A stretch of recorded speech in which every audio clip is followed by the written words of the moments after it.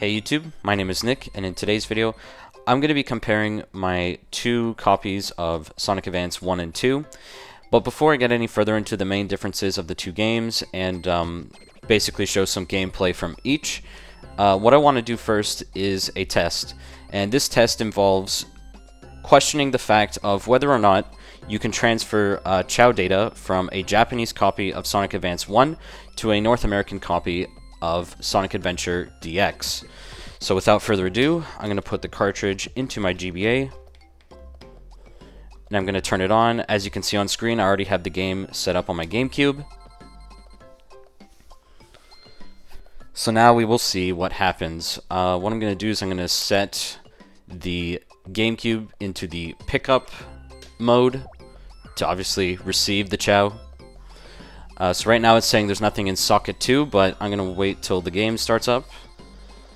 And you can see when I press start, right at the bottom here, there is a Tiny Chow Garden setting. So if I select it, oh, it comes up on the screen. Okay, that's good. So if I press OK, now how do I pick up? I have to, oh, I think I have to go like this. Did it work? Oh!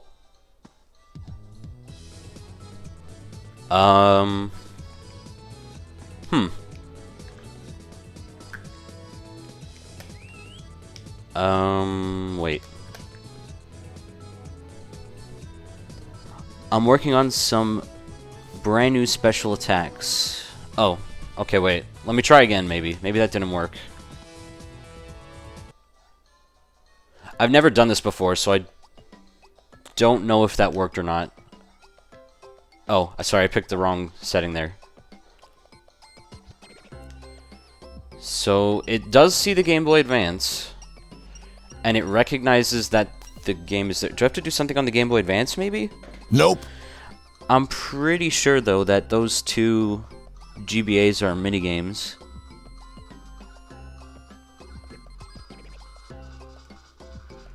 Yeah, no, these are minigames. I'm pretty sure... Yeah, so I don't think you do it from here. Yeah, because that just... Do I have to do something with the TV, maybe? Nope.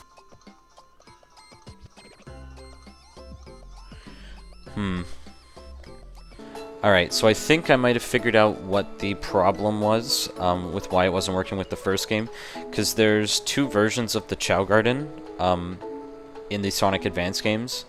And I think it is possible that, judging by the stats that the Chow has in the Chow Garden on this save file, I think this was connected with a copy of Sonic Advance 2. Hence why you can see on the screen I am now in the Sonic Advance 2 Chow Garden. So I'm going to try connecting it with that game. It looked like it was going to work with the first game, because it did recognize the GBA. So I'm just going to get it ready. Oh, there's an interestingly, there's a move button here. So I think this is going to work. Oh, I might have to restart my Game Boy Advance, just reinsert the cartridge.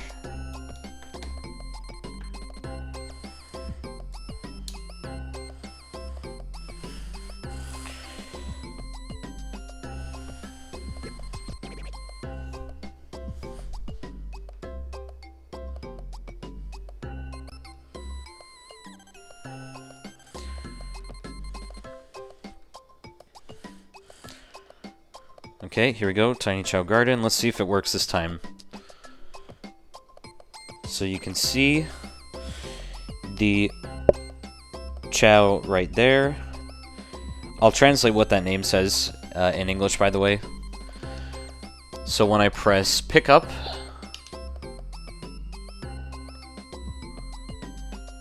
okay, it sees it. It sees the Game Boy Advance, but this is looking a lot like what happened with the first game.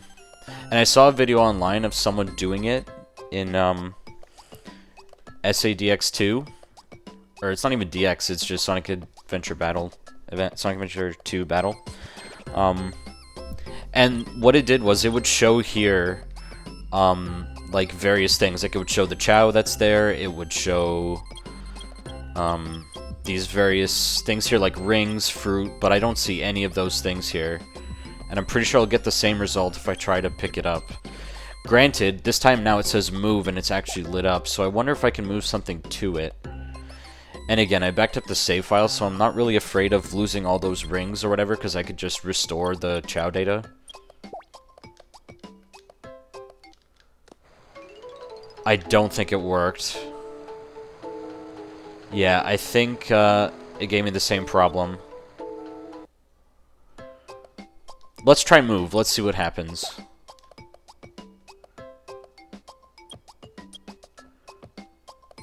Okay, I think maybe this is how you do it. Oh no, wait, hold on. I think this is between save files. Yeah, which there is no Chao Garden in slot B because I just don't have enough space on that memory card. Okay, so this might not work. I think the only way this will be possible is if I try it with a Japanese copy of the game.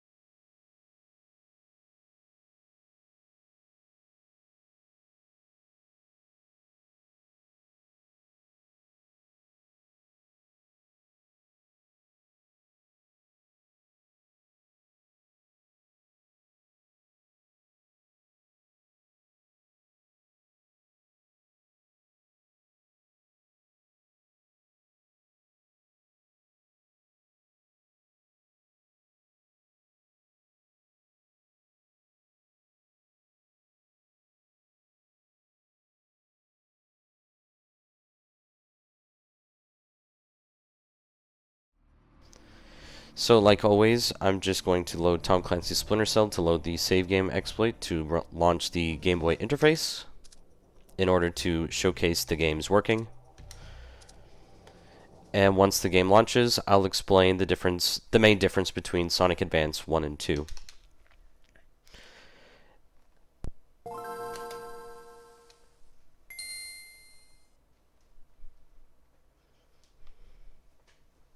So, the main difference between Sonic Advance 1 and 2 in terms of gameplay is that it seems like, generally speaking, Sonic Advance 1 has levels that are more tall in height as opposed to like long in length. So, more times than not, you're doing precise platforming more so than going at fast speeds.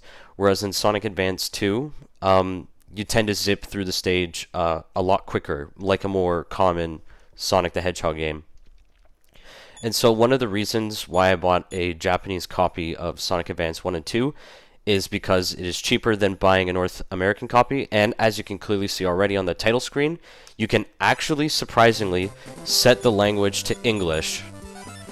So, normally when you get the game, it will look like this. You know, if a Japanese player had it last and they didn't set it to English, this is what the title would look like in completely Japanese text.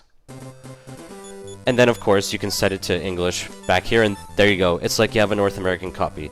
But this is why I did the test at the beginning of the video, because the only limitation with buying a Japanese copy of this game is that if you intend to use the Tiny Chao Garden with your copy of Sonic Adventure 1 or Sonic Adventure 2 Battle, is that you have to have the same region copy of Sonic Advance if you want to take your Chao from the GameCube copy of your game to your Game Boy Advance so you can play it on the go.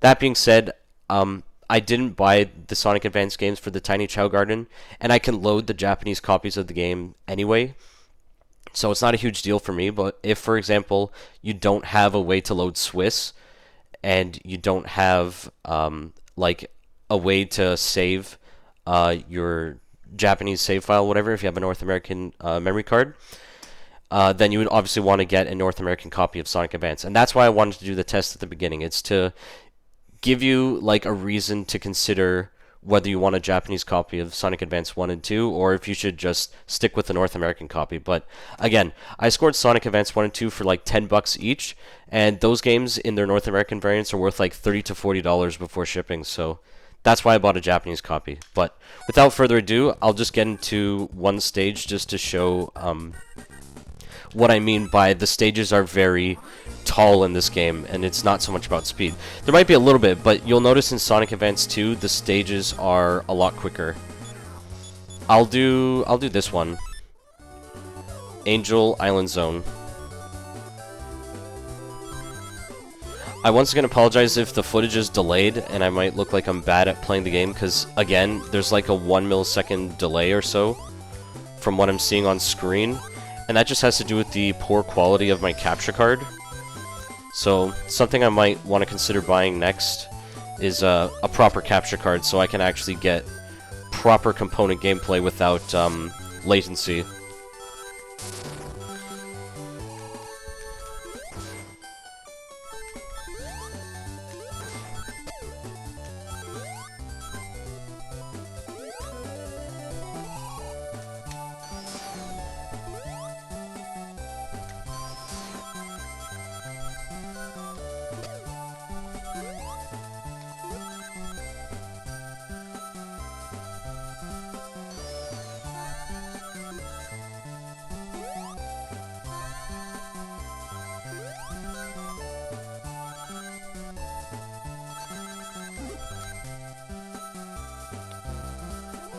And you can see right away that this is what I mean by, this game has more precise platforming, whereas Sonic Advance 2 is more about speed. Oh, I thought I almost failed that jump there.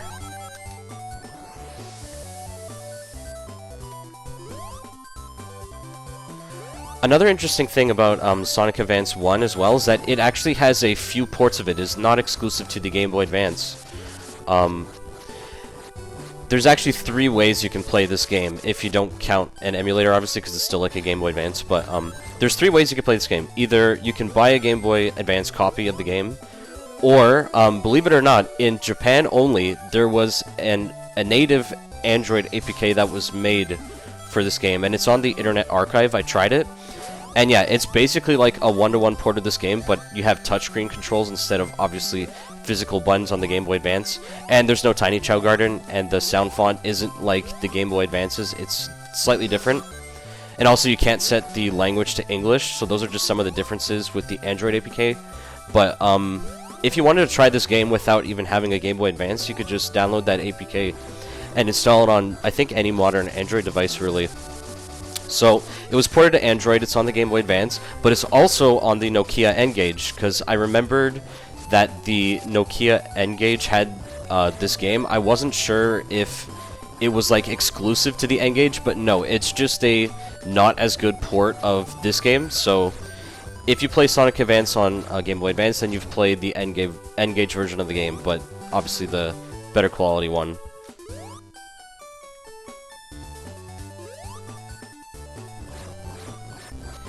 And so, yeah, you can see here, again, that there's specific platforming segments as opposed to there being a focus on speed. And this doesn't make Sonic Advance 1 bad. No, not at all. It makes this game unique. It makes it different. So, I do like Sonic Advance 1, just not as much as the second game. I'm going to struggle here because of the latency in my recording. But, I'll get it.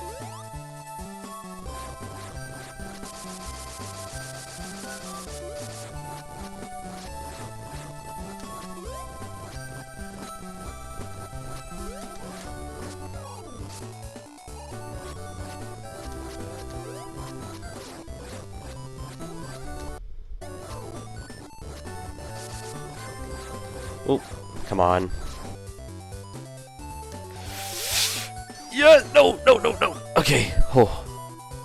Okay, I might just roll off of it. Get close to the edge. Curl into a ball. Wait till it goes forward. Go! Okay, there we go. Finally I did it. That was painful.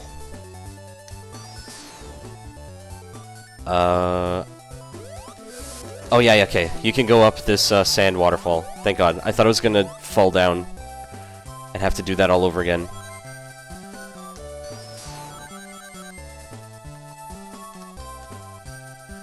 Okay, nice.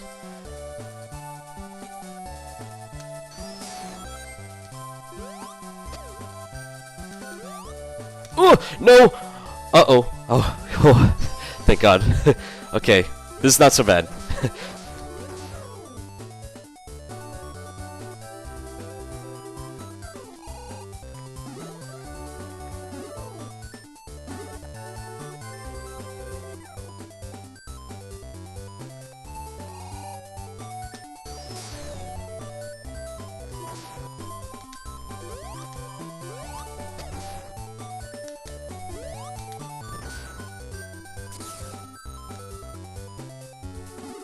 Okay, I think we're maybe close to the end of the level. I'm not sure, though.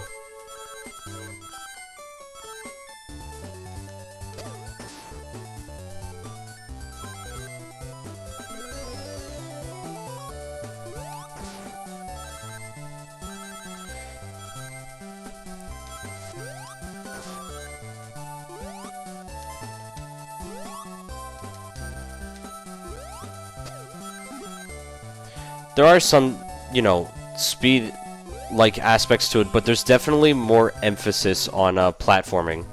And there you go, that's the end of it. Oh, and another difference between Sonic Advance 1 and 2 is that in the first game you immediately get access to the Chao Garden, whereas in the second game you have to actually collect all 7 Chaos Emeralds first. So now I'm going to load in my copy of Sonic Advance 2, and that's why I couldn't show the Chao Garden data on the second game, because there wasn't any. The last person who owned that copy of the game, because again I bought them from 2 different sellers, never collected not even 1 Chaos Emerald, so that's why there was no Chao Garden data on the second game. So I loaded it into my GameCube. Yep, it's gonna work. And now I'll play one stage just to show what this game is like. I did finish Sonic Advance 1. I'm in the middle of this game, and you can see in the options that there's a profile name here. I'll put it up on screen. I took a picture before I deleted the profile data of like the previous save, which again I already backed up, but there was a name in Japanese. I'll translate what that says on screen right now. And again, you can set the English here between, or the English, you can set the language here. Oh, and actually they give you more options in the second game, but you can set it between English, Dutch, French, Spanish, Italian, and of course Japanese. So again, when you get this game by default, if you buy the Japanese copy, it will look like this. This is the single player menu. So single player, multiplayer, and obviously where I want to go is here. And then you can set the language here to English. And there you go. So that's one really nice thing about this particular game, the Sonic Advance 1 to 3 games on Game Boy Advance, is that it's probably one of the few Japanese games that you can actually play fully in English without having to worry about anything. And that's just a really nice feature. I didn't finish Sonic Advance 1 with all the characters, I just played through it with Sonic, but I'll probably get to it at some point. Maybe if I find a 100% save file for Sonic Advance 2, I can maybe flash it to this cartridge, just to test to see if that region locking is carried over to the second game, but I would imagine that, or assume that it does carry over. Like, you can only link a Japanese copy of Sonic Advance 2 with a Japanese copy of either Sonic Adventure DX or Sonic Adventure 2 Battle. Just like the first game, I would assume it's the same. I wouldn't see why they would be inconsistent and drop the region locking on that. But so this is about the furthest I got into the game is Ice Paradise. I'll just play this level just to showcase what I mean by these stages are faster and longer, and you can even see that Sonic charges up with speed at the beginning, whereas in the first game they just let you start running. So again, this game is definitely more heavily focused on the speed. There's more ramps, so you could argue it's more action-packed, faster. There's still some emphasis on platforming, but it's not as much as the first game. This one's more about speed, like I said. And that's basically the main difference between the two. Again, I don't have Sonic Advance 3 yet, but eventually at some point I'll probably import it from Japan. It does cost the same as a North American copy, so I wouldn't really be saving money there, but since I already have the first 2 games in Japanese, might as well just stick with buying a Japanese copy. Especially since, again, I can play it in English. And there is no Chao Garden in the 3rd game. Like, it's similar to the first 2, but it's not, like, you can't link it to Sonic Adventure. It's different from what I've read.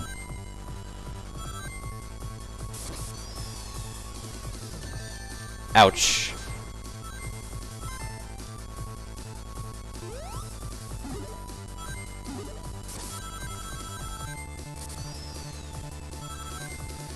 So yeah, in my personal opinion, I think I like Sonic Advance 2 a little bit more than the first game, but again, that doesn't mean that the first game is bad. I do like the first game, but I like this one slightly more than the first game.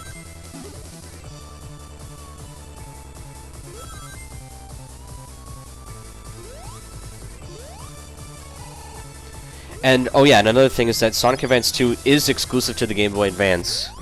I think I did see online that someone did try to make an APK port of Sonic Advance 2 and 3, but I didn't try those because I didn't trust them. You can see how much faster I also completed this stage. Like, the other one took me, I think, 8 minutes or so, because again, it had to do with platforming. I had the latency issues, but yeah. Typically, it takes longer to beat Sonic Advance 1 stages.